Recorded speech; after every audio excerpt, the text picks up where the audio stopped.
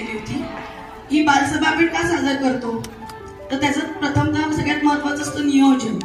म्हणजे तुम्ही नियोजन केलं, अध्यक्ष प्रमुख पाहुणे निवडले, प्रास्ताविक कुणी करायचं, सूत्रसंचालन कुणी करायचं, विद्यार्थ्यांची भाषण करायची असतील तर त्यांची नावक्रमाने घेणं आणि सगळ्यात सुंदर म्हणजे कार्यक्रम पत्रिका बघा.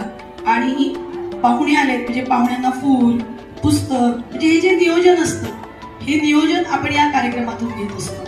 म्हणून हे बालसभेचं आयोजन खूप महत्त्वाचं असतं. दुसरी गोष्ट म्हणजे क्रांतिकारक असू दे, आपले नेते असू दे, या थोर पुरुषांच्या आपण जयंत्या पुण्यतिथ्या का साजरा करतो तर त्यांनी केलेल्या कार्याची आपल्याला माहिती व्हावी यासाठी आपण एक कार्यक्रम घेत असतो.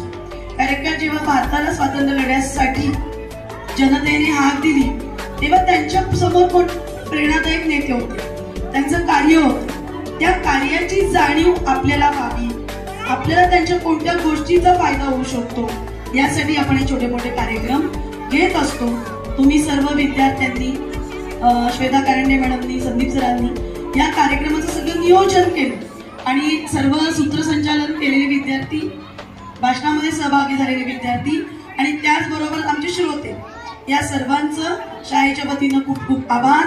आणि असेच आपण छान कार्यक्रम शिस्तबद्ध करूया.